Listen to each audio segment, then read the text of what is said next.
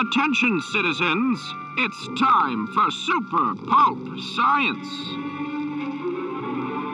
This is Super Pulp Science, where we talk about how genre gets made. I'm here with Dan and Justin, and they don't know it, but we're going to break some story. While eating mango slices. I quite enjoy mango slices. Yeah. They're good. Yeah. They're spicy. As soon as I had one and I asked Greg, do you have some water? Chili and lemon mango spices. But I like the mix of the spice and then the sweetness of the mango. It's really good. Different, yeah. Yeah. All right, so let's try ourselves to mix some different flavors together to make something. You're going to pick horror, sci-fi, action. Or sci-fi. You did horror last time. Okay, sci-fi. Sci-fi? Sci-fi. Okay. Human antagonist or monster antagonist or alien antagonist? I don't know. Well, pick. It's one of three. Shall I get you a dice? Ask other questions. Ask other questions. Other questions. Okay. Is it set on a remote outpost, on a alien spaceship, or on a human spaceship? Human. On a human spaceship. I like that okay, idea so better. it's a sci-fi story on a human spaceship That has crashed on an asteroid. that has crashed. A crashed spaceship. Okay, what is the antagonist? Is it a monster, a human, or an alien? Does it have to be one of those things? Yes. Alien. Let's go alien. You're an alien? I just watched last night Arctic with, I forget the actor's name. Oh, Mads Mikkelsen is in that. Yeah, Well, I haven't Hannibal. seen it. Is it good? It's amazing. Well, he's in it, so it must be good. Well, not necessarily. There's another one he did called Polar. Funnily enough, Polar which is wasn't not great, no. and he's in that one as well. So But the actor Arctic doesn't always make the project. Arctic was- is he's up north, stranded up north. He's stranded So- in the Arctic. He's surviving. It's just him versus the elements, and he says like 4 lines the entire film. It's 2 hours of just him silently struggling to survive. Oh. And so He has my such mind is gravitas. immediately like going in that direction with this alien stranded on an asteroid. Can we say planetoid? Is that a Planetoid. thing? Planetoid. Because an asteroid implies they would need a spacesuit, but maybe we have the person not need With a an spacesuit. environment, some But sort maybe of it's world. an alien who never needed one anyway. Okay, so it's an alien itself. Yeah. Is the protagonist. Yeah. And we're not going to have any human dialogue. No. I love it.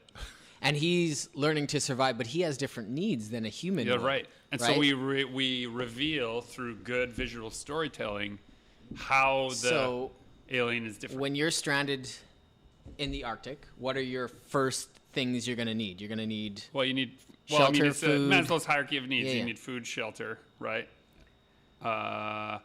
We need water, but maybe an alien doesn't need water. Yeah, maybe he maybe doesn't it's need one. plant-based. Maybe it has a bunch of fins that like open up and like drinks in solar energy. Solar energy, but because of the rotation, the level of the rotation, it's very slow. So it only gets, or maybe there's a big moon over top of it. So there's only a little bit of sunlight that it can get the power from. Mm-hmm. Well, that's nice. Okay, so we have an alien stranded on a world who's slowly starving to death. How do we show that? Is it like draining color maybe? Yeah, you just have it. I think you use a color palette to just show. If it's a plant-based creature, it's really easy to show visual I like that it's information plant-based. that people understand. He's And this green. is a nice. Last time we did story breaking, we talked about how the plants ate the murderer at the end of the yeah. story. Oh, yeah, I And now guess- we're talking about a plant. We're a one-note podcast here, It's all about the plant All about the fiction. plant. right? Plant fiction, Day of the Triffids. This would be Planet of the Triffids. Okay, so then what is? So it's just the environment is the monster. Doesn't have to be is a in- monster, you Well, just- what I'm just using a metaphor here. So it's sort of like how in the film Gravity with Sandra Bullock, space was the monster. It's a horror movie where space is the monster, right? If this is just a survival story, then yes, that is the case. Right. So then what are the big threats? Well, lack of sunlight is the one. So Right. starvation. It would be starvation, right? That would be one of them. Escape, like not being trapped there is a threat, right? So it's going to rebuild its ship, or it's going to build a somehow has to escape. beacon It of has some to sort. escape from the, and we have Does it to. call I home? think we have to work some sort of time limit into it. Yeah. So that it only has a finite amount of time to do this. And I think about Yeah, you demonstrate We early need that a ticking clock. it turns on the homing beacon or the SOS, and it's received, and people are coming to save it. But it has to get to somewhere. But it's going to take too long. And so, like, first it's like, okay, I crashed, I survived, I turned on the beacon, help is coming, I just have to, like, hang out. And then the escalation is, right, I'm starving to death, and what else? Like, what are the other things that mean it has to save itself? Right? This is what we need. Is there a predator of some sort? No. Like a big cow that just looks can eat the plants? What? Well, he's plant-based. Yeah, like is there some kind of In the distance. space cows? Dan is shaking his head. I'm just kidding, Dan. I know. What else can go wrong? So if the environment is toxic in some way, There's some amazing precipitation types. Oh, out there you there, go. like, Yeah, some sort of storm or some Yeah. sort of a thing that comes around. like rain diamonds on one of Neptune's moons or something like that. well, you could have all kinds of different acid rains, which would be cool. So slowly eroding its, the beacon and the ship itself is slowly dissolving. Right, so that gives a little. Man, we've really set this guy up for success. Can we? Yeah, is there what a does he glimmer of have? hope? Okay, well, it's an alien. What does he, she, it have that we don't? That makes it interesting. That can be a good reveal, like where you're like, oh man, that sucks. You know, you're giving it the human empathy, you're piling that on, and then all of a sudden, it does something cool, and you're like, whoa, what's the wow factor? Does it like open its leaves and give off? How I do was plants thinking, reproduce? Like his tech is all growth, right? So it basically grows its signal sender. Oh, device. nice, yeah. So it's like a Groot kind of thing. Yeah. It's kind of like the tree spaceship in Sega. Yes. Right, okay. Kinda So, It's funny how we come at this from like it's kind of like this. It's kind of like this. That's kind of how you have to convey these things, right? What if like Yes. it needs water to power its tech, but the only source of water is very far away, so it has to like go on these Here you go. arduous Here you go. trips Yeah. to get a bit of water and like carry it back. Yes. And There- not there can be an aspect of the Martian in this where Yeah, right. it Yeah. has to do something and go far away to so come what back. if its ship has like this big, like root system, and it has to Ooh, there's drag like a that one of those pool. roots to the water Oh, source? nice. Yeah, there you go. That's a Right. good like the idea. umbilical Yeah. for its ship. Yeah. And so then that is now siphoning. And so then whatever that causes disturbs the environment enough that some other action, like you need to have Maybe the water is dangerous. There Yeah. is something in the water Right. that Quite often when you're in that situation, you don't have time to look at everything, every aspect of every situation. So you'll rush it. Okay, here's where the water is. I got to stick my thing in there and get the water. But then that disturbs. Maybe there is a creature now in the water, right? Maybe there's something there that's being affected by this character's actions. maybe there's a civilization on the planet, but it's very tiny. I mean, like they're like minuscule in like Gulliver's size. Like Travels. Gulliver's, yeah. No, I don't like that. I'm vetoing that. I am Groot. The alien craft crashes. It has to grow some components. In order to grow those components, That's it just how it's diminishes because of how its tech works. Yeah. And in order to survive now the alien rainstorm that's dissolving it, it needs to be able to regrow more of that shielding. So now it must risk the journey to drag its root system to a source of liquid in order to replenish it. Drag its roots, or there was an old Jackie Chan movie where he had this training montage where he had to take this huge bucket of water that Yeah. had a hole in the bottom Yeah, of right. it and go to the water source and drag it back and slowly fill up this large tub. That's right, because it was heavy at the beginning, and then he would just get a splash at the end. Yeah. And slowly fill up the tub. Yeah, you could have something like that. I do like the root system idea. Yeah, the too, root though. system is more apropos to the entire. Yeah, It- so like this. Everything tech-based, he needs water. Water is far away. That is kind of the huge... Okay, so what I like about this is it takes the most standard trope of the crashed ship, and by making the protagonist an alien protagonist, but still using understood, like it's alien, but it's a plant, right? So it's like weird that they're plants, but we understand how plants work, and we understand the tropes of science fiction. And so when you put those two things together, you don't have to do too much exposition. But how is the audience going to care about a plant? Like, the audience is going to want to... You give it a face. Think about No, people the care first rule about of Groot. animation is once you give something a face, right? Like that freaking candlestick. You don't care about a candlestick, but as soon as he has a face and he's singing, then So you want this to be a musical? Is what you no. want to What say? I'm just saying is, as soon as it has a face, So we give the you guy a care face, It's even though easy it's kind to of not really realistic anthropomorphize- Are you saying you don't like Groot? I love Groot, but Right. this isn't Groot we're talking. No, we but are yes. talking about something more similar to a Trifid than anything else. Are we? That's what I have in my head. Oh, well, that's what I guess we gotta. So Dan brings up an excellent point. We have to anthropomorphize the plant main character so that we can identify with it. That's right. Yeah, I guess Right? so. Yeah. If it's a short story, you don't, Okay. because just the interesting premise is over when the story is over, right? About as long as your attention span of like, oh, it's a cool, oh, it's a plant, oh, it's gonna be the right. By the time that's all over, you don't have to identify because the interesting part's done too.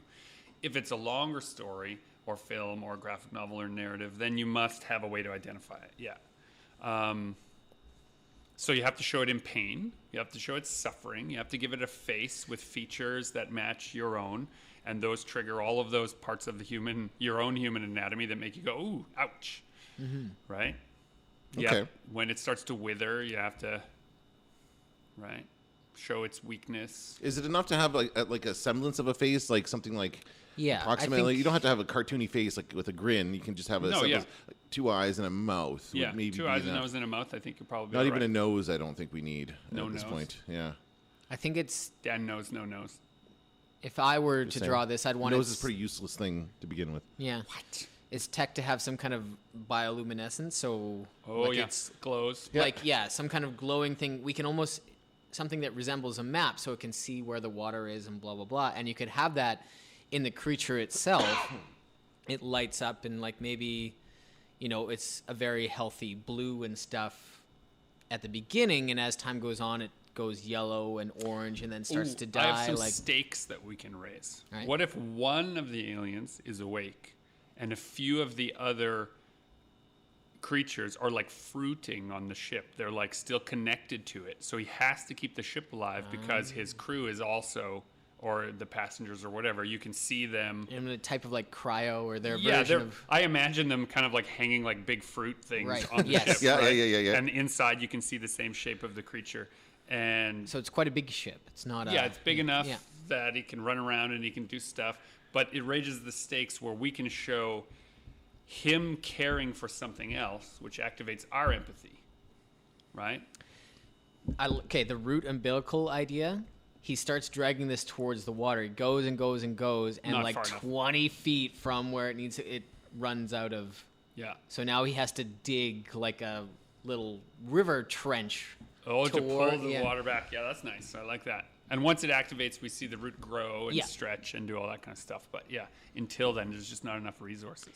Okay, but so he gets the water, but something has to interrupt that or make that, like maybe that's where we get some precipitation or something that ruins that umbilical. And Okay, so in space you have, I mean, as if, I just set it up as if I'd been there.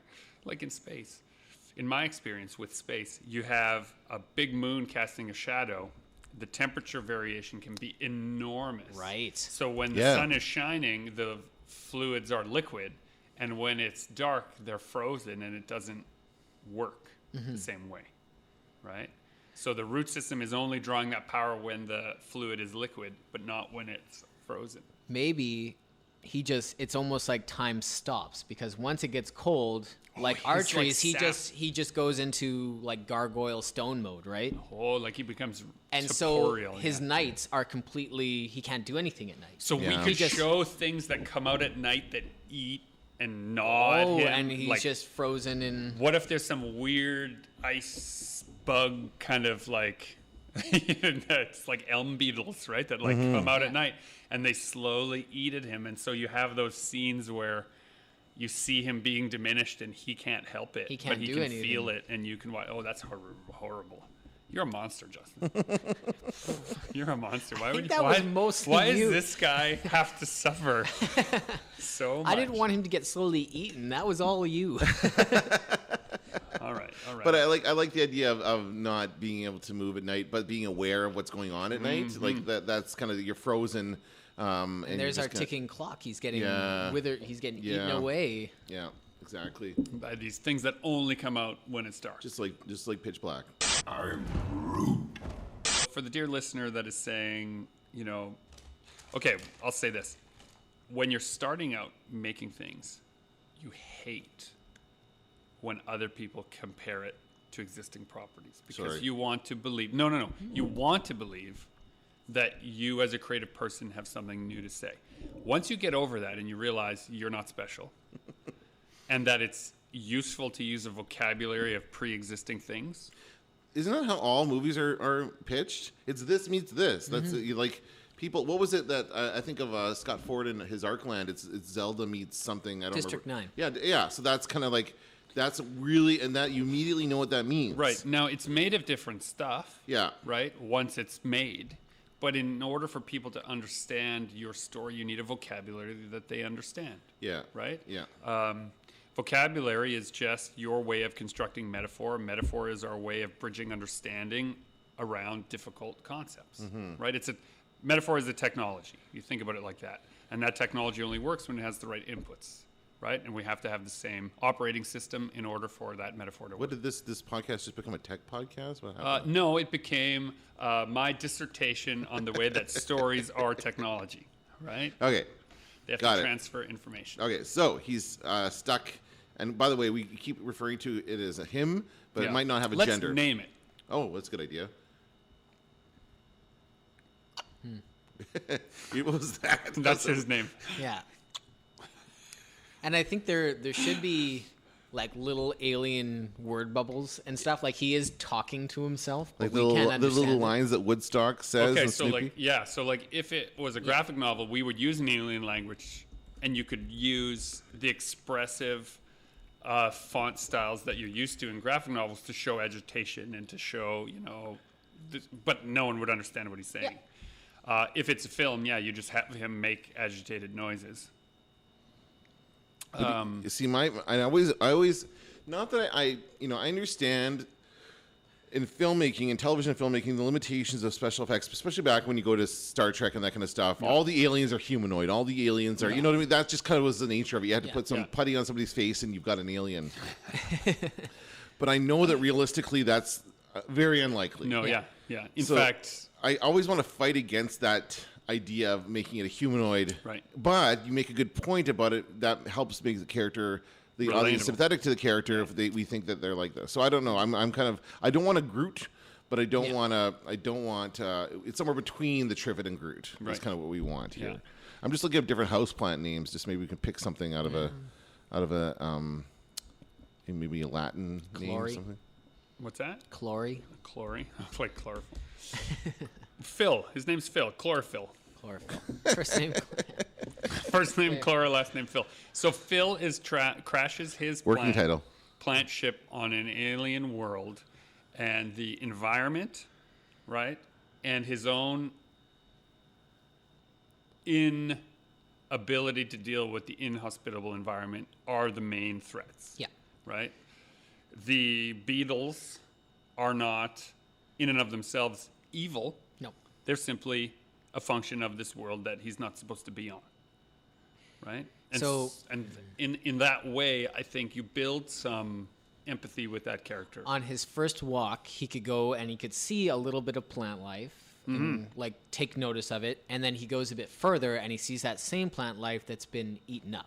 Yeah, like there's that we can foreshadow that there is something that eats it. Well, yeah. But we don't see that until the first time it gets cold. Well, you could have a big mountain. You could establish this idea that they only come out at night by having a huge outcropping that reaches almost to space on the planetoid that casts a shadow that creates a darkness and a cold so that those things are in there. And then when the sun sets, right, that shadow gets wider and wider and wider until it encompasses his ship, and the feeding pattern of those things also stretch out as a result. We should also have a scene where if it were humans, they'd all be dead. But this thing, it absolutely doesn't. Yeah. Maybe we can show dead humans on the planet. You could show other crashed ships It's like the Bermuda Triangle of Oh, space. there we go. Yeah. I like that idea. Yeah. And you don't have to explain how or why. If you show other crashed vessels, it's also a trope of science fiction, right? Whatever has brought them here and caused it to crash, you never know, Right. right? Maybe he finds a human astronaut that's unconscious and he takes off his helmet to see if he's okay. Guys. That's awful, and I love it. And I hope that makes it past the first draft. Yeah. Yeah, it's like really trying to care for him. And Maybe that's why he crashed. His ship and a human ship collided and both crashed. Oh. Well, then we're getting into Enemy Mine. Enemy Mine. Yeah. I love that film. It's a great movie. And I was. But gonna they're trying to kill each other. They Well, shoot each that other was down. That's why what makes that such a good movie is that it is two warring factions against each other, and then they become a family and have a child Yeah. together. And the humans die, but there's a little rover AI that's left over. So he has Gotta get a robot in there. Yeah, Little- you little just want Wall-E a robot. esque, yeah. God damn you and your robots. There are no robots in this one. Aw. If they are, they're smashed. They're dead Come robots. on, do you like a think little plant robots would look Curiosity like? rover? That's an interesting idea. What would a plant robot look? A plant species, if they were to create robots, what would they look like? Right. Interesting. Hold on. Let's follow that through. Okay. They'd be. There's those walking So we build trees. our robots by having them mimic our thought processes and make them out of more durable. Yeah. components than us. Now I know that. I mean, the popular trope is that robots do look like humans, but there are very few real robots that actually look like humans. Right. They tend to have more design functionality. Yeah, right. You know what I mean? So they look more like tanks or Yeah. little things that go around. But maybe a plant would think more in terms of certainly they would think more in terms of a solar energy powered robot. So or, that feels like an entire discussion for a separate. Probably, You know, yeah. like this Yeah. is one of those moments, but this is important to point out that when you're breaking story, when you're figuring out what a story is, you have all kinds of room for diversion. Yeah. So that's something that we could explore at a different time. Right, and you have to be aware of the thing that takes you from the core idea. What is the threat that this guy is under? If we can come up with a way to show a robot derived of an alien technology that adds to this idea that he's under threat, then sure. I don't want like any humans or robots to show up in the story, but I love the idea that we start off following a human spaceship, and you think that's like these are the people that you're going to be following. Crashes into this alien spaceship, we land, and then we just ignore the humans. I just figured it out. The alien. Okay, so the human. It's the classic human sci-fi story. The human ship is responding to a distress call, and it gets close enough that whatever befell the first ship befalls the second, and it crashes nearby. And then you have the alien show up and try to help, and pulls his helmet off. And I that's don't know if we need that. right. But you can show that it's this lack of understanding, like that it's not malice. No. Right. It's that it is made of a completely different biology. Yeah, oh my God, you're stuck in that suit. Let me help. Yeah. Let me get you out of there. You need Cool. sun. Yeah, you need the sunlight. I'll help you. Let's get Right? this dark helmet off. I love it. I love that. Yeah. And just then burst the into flame story and- continues that you've established that it's like a Bermuda Triangle. There's all these ships, and this one plant-based ship is the only one that's going to stand a chance to escape, because all these other mammalian-style technology developments will not work. Right. Right? Oh, but the very fact cool. that the plant can grow a new part of itself, and maybe it's another fruiting thing. Like he's not trying to get the ship off; he's trying to Grow a new. grow a new stage, like get it to the stage where it can grow a new part of itself and then take off. And maybe he can only grow one big enough for the sleeping. Yeah, and he stays behind. And he has to stay behind. Yeah. I've got a title. What is it?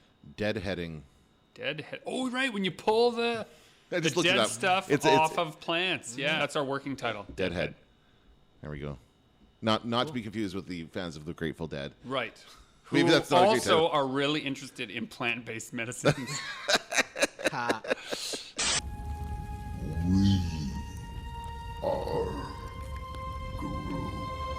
What's the climactic moment that pits the maximum amount of drama, right, and risk and stakes? So he has a new ship. You see him fill it up with the sleeping Yeah. companions. Yeah. And then at the end of it, there's not enough room for him, so he just closes it up and sends it off. Sends it off. But he's all weak and tiny at this point. Right. Oh, what he could do though is he could take a seed or something from himself and put it in the There ship. we go. Yeah. And then so he shows no remorse because like he's an alien species, He right? lives on, like though. he'll live on completely Yeah. in that other thing, or that you suppose you could have that happen. So then you'd have this like final moment where like you show some celestial event where the sun is going to be hidden for, like you could have another moon slowly moving in so that there's like the one that's casting the regular shadow and a third one that's going to create a longer lasting shadow for a long period pitch of black time, I think. Yeah. In the movie Pitch Black, the monsters can only come out at night, and there's only the planet is always in sunlight because there's like 3 suns except for 1 week of passes behind the a year. gas giant or something. And Yeah. yeah. It's an eclipse. Yeah. So same kind of deal we could show on his like monitors, his bioluminescent monitors. Here's the water, and here's like what's Yeah, going the to happen cycle. with the suns and the moons, and oh my God, there's Yeah, you show the celestial mechanics. And again, I mean, it's like an old trope, but it's a useful one. You need a time. You need to have a time bomb in there somehow, like something they're racing against. You need to have the ability to suffer that is prefigured. You need to have seen the suffering before and know that it will get worse in order to raise those stakes. And you need to have empathy where you show the character, right, feeling for another thing and having this moment where it has to decide, am I more important than the other people? Yeah. Right? That's good. And so you have all of that stuff. And then all the beetles are coming, and you can have the final scene him being completely devoured by that beetle. Yeah. Those beetles. And then the ship going off. Yeah, and the ship going off. That's good. That's Yeah. very good. And then another human craft crashing. Yeah, that's good. Cool. There we See? go. Easy as that. easy as that. This has been Deadhead, brought to you by Dan, Justin, and Gregory. This has also been Super Pulp Science, where we talk about how genre gets made, and we're encouraging you to tell stories, make comics, and join the fight. And I did that all in the wrong order. Tell stories, join the fight, and make comics.